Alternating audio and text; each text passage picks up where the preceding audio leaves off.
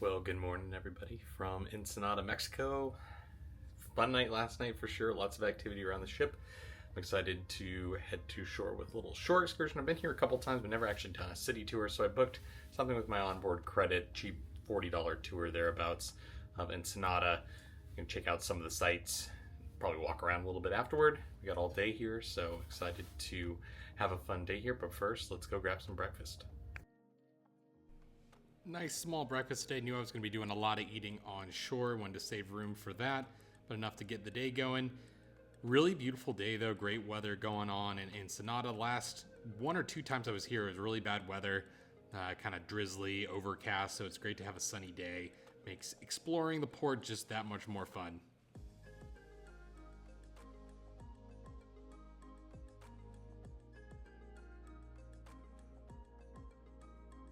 Now, as you can see, Ensenada is really a busy port. It's one of the biggest seafood ports and container ports on the west coast.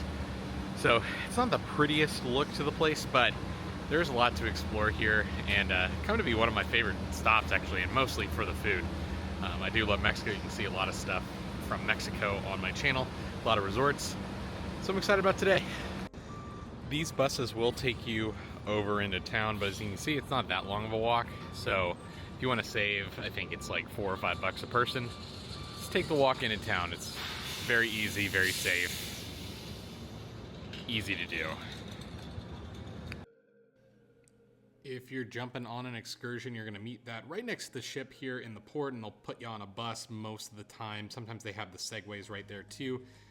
They have a number of different tours in port. You can go to La Bufadora, which is the blowhole, definitely worth seeing at least once. You have wine region, you have ATV tours, and you have kind of downtown tours. Today I was gonna do a full tour of the city because I've been here a number of times. I've never had an official tour, so maybe to get a little bit more history. It was a pretty cheap tour as well, so I thought, hey, why not? To try and avoid these tours most of the time because there's always some sort of shopping, and you just don't see a ton usually, so I was excited to see how this actually operated. It's about 9:30. I've got 2 hours to kill before my excursion, so I'll walk into town and go grab a tostada from my favorite seafood stand in the entire world. La Cartera Guerrense is the absolute best food, I think, in almost all of Mexico. This is definitely the best street food that you're going to have in Ensenada. The tostadas are very reasonably priced, about $2 per, with fresh ceviche. Just absolutely incredible. I'm terrible at eating them on the street. They give you a cute little plate, and you can get as many as you want, keep going, and then you pay at the end. Really hot salsas as well. So definitely check that out if you're in port. If you're not on a scheduled excursion, it's definitely worth seeing. They do have the world's largest flag, or I guess Mexico's largest flag, but I rarely see it flying. It wasn't flying today. They also have some fountains that kids can play in at some points, but I haven't seen these operating in a while either. I think it's really just hit or miss what day they decide to operate these.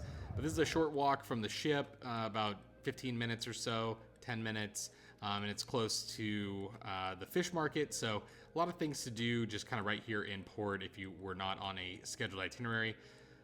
You can see some folks though enjoying their time on the segways here, so that's a good way to see the city as well.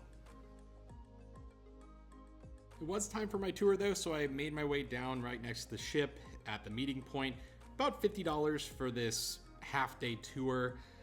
So pretty reasonably priced, good way to kill the day. So I was excited to see a little bit of the history of the area. This used to be a very, very popular spot for the celebrities back in the 1920s. Again, kind of the same time as Catalina Island was roaring. They had casinos down here, but that all went away. So it's really kind of just interesting to see what actually still exists from that time. And it's good to just, get a little history and context of what makes Ensenada Ensenada. Great views of the ship as we drove away, and the first stop was not very far at all. This is the Hotel Riviera. It's now a museum, but it was a hotel back in the day. It was a casino, so this was the popular spot for people to play and stay. And this was actually ocean front, beachfront. They filled it in, to build the port and stuff like that. But at one time, this was prime ocean property. And so here we took a small tour of some of the historic sites inside. They were redoing a lot of things, so we couldn't see absolutely everything. We got a little bit of history of Baja, Mexico, and then grabbed a margarita in the bar here. This is apparently where they invented the margarita. There's a couple places in town that claim they invented the margarita. I will say that I was a little disappointed that this was like a blended margarita that they served us when, you know, they didn't have blended margaritas back in the day. Wish it was a little bit more authentic, but I ended up buying a more authentic margarita after our little free sampler was given out, and that was much more to my taste. But the architecture around this was definitely worth getting some history, going to check in on, you know, what actually exists in this building.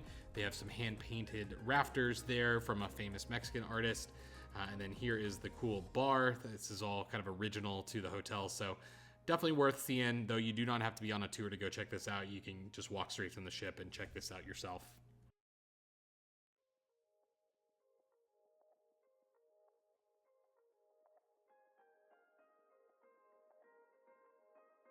Next, we hopped back on the bus and drove a few blocks over to our wine tasting. So this region actually is really known for their wines, probably the best Mexican wine growing region. So I was excited to try some of the local vino. Obviously, it's not actually at the vineyards, which you can do a tour all the way out there. But this is a cool little area that they've developed, shut down the streets. It's kind of like a park atmosphere, and you can do tastings. They have like butchers, and they have little cheesemongers and things like that. Fun little shops to go enjoy. So this was a cool spot as well that you could walk to from the ship. A little bit longer of a walk, but you can come in and do a tasting. Overall, wasn't a big fan of any of the wine, so I didn't actually purchase any to bring home. I was kind of excited to do that, but sometimes it's just hit or miss. And as is often the case, they do make their own olive oil as well. They have a bunch of olive trees. The olive oil is really good. They had a bunch of different flavorings, so I almost ended up purchasing some of those. But the cool thing with this tasting facility is it's actually an old bank. So there's a lot of history with this bank, and there's just some where some crooks used to keep their money, and it was a private bank at one point for a really rich guy in town. Really cool to actually see inside this building.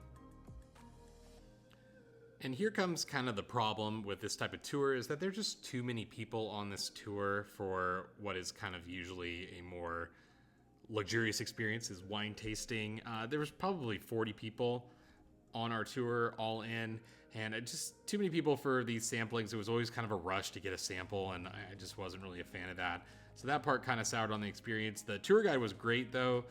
She was always happy to answer questions. It had a lot of history too, so that part was great. They did a little bit of the olive oil tasting after wine. Then we decided to head back to the bus. They were going to take us, again, maybe 2 blocks over to what is another shopping district near the fish market. There's a little candy shop that we got a lot of free samples at, and they're trying to sell you some things. Actually, the candy was pretty good.